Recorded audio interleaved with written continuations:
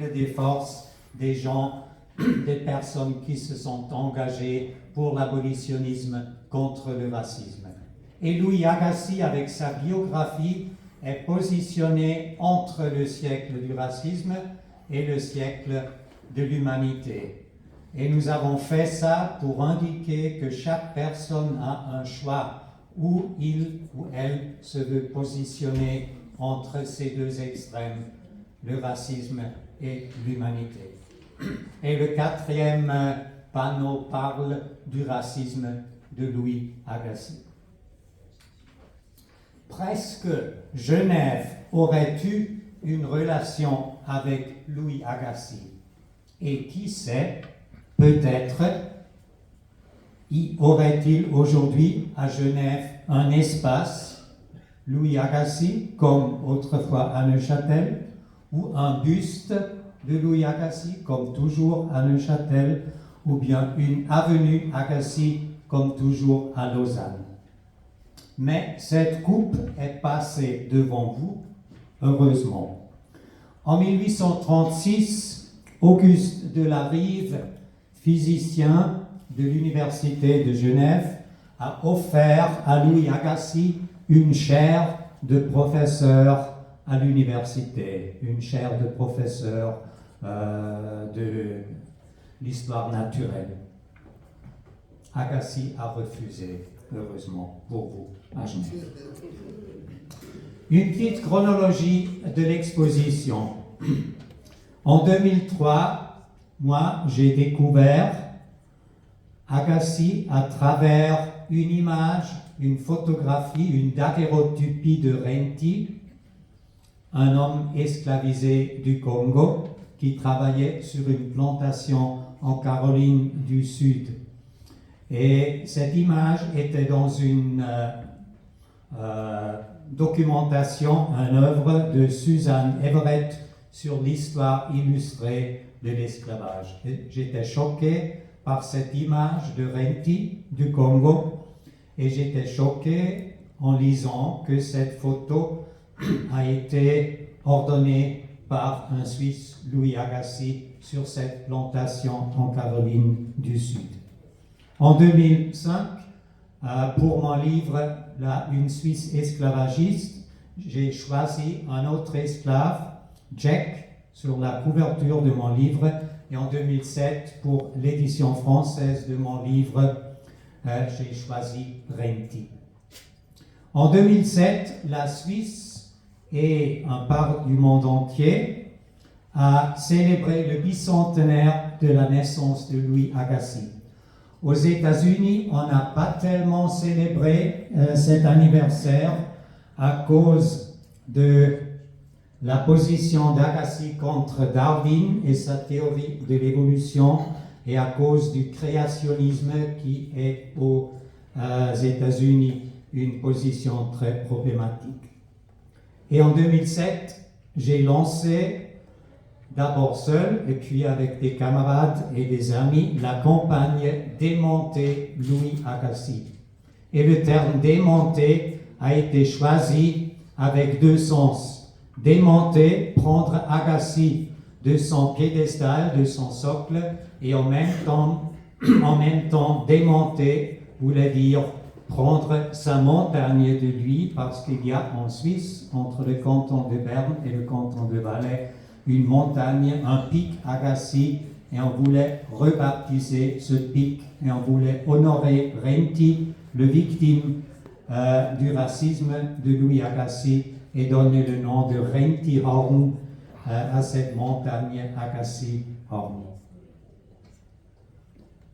En 2007, Sacha Huber, artiste suisse, haïtienne, finlandaise, elle est volée en hélicoptère sur le pic Agassiz et a déposé une plaque dans la glace qui disait « Cette montagne est maintenant renommée, rebaptisée ».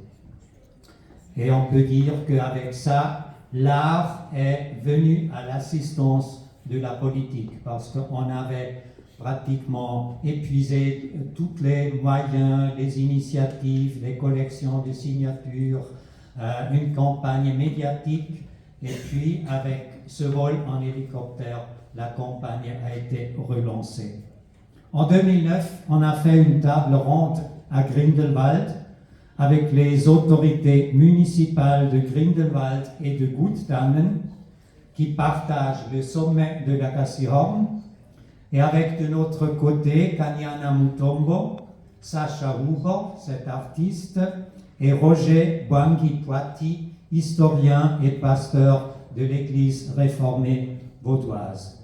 En 2012, les autorités de Grindelwald étaient d'accord de présenter une exposition dans le musée local, et on a nommé cette exposition, dont vous voyez un tiers ici, Glaciologue, raciste, Louis Agassiz, 1807 à 2012.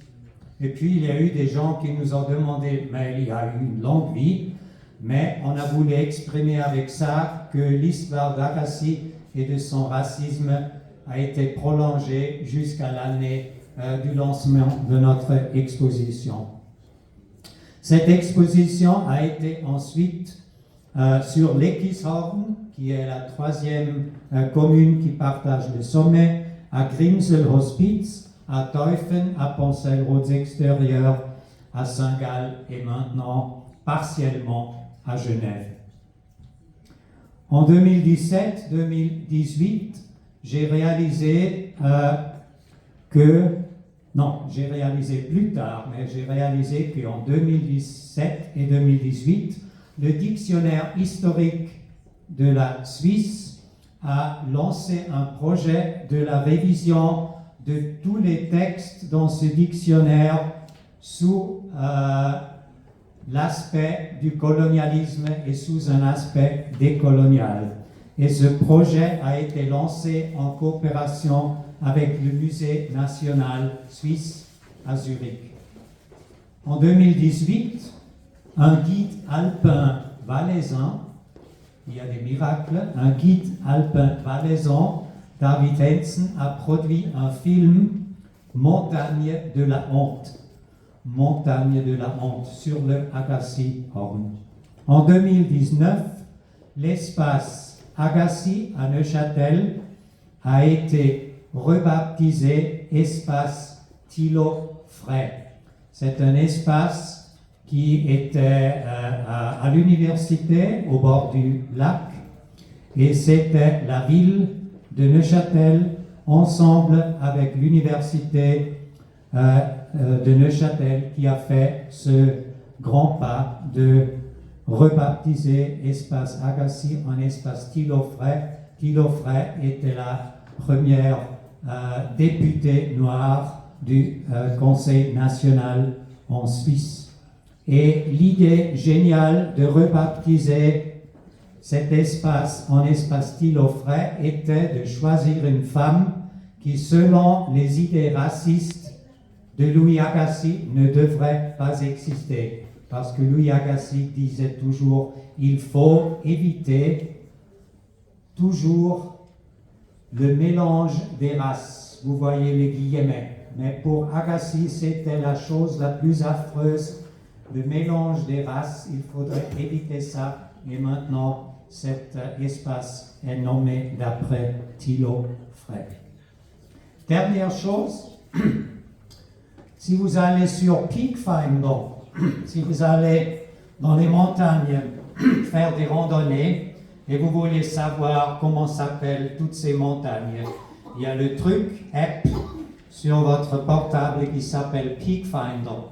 Et si vous choisissez Peak Finder, vous allez voir que cette montagne, dans la proximité du Finsteraarhorn, s'appelle Agassiz-Horn/Rentihorn.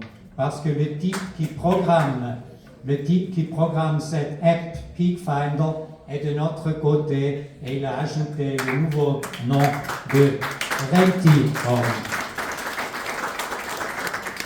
Je vous remercie de votre attention. Si vous avez des questions, je serai là pour la soirée, je serai là demain pour le reste du programme et je serai aussi proche au tableau et me poser des questions si vous voulez, aussi des questions critiques. C'est là où j'apprends toujours le maximum. Merci. Merci beaucoup. Merci à M. Fesler pour cette éclaircie.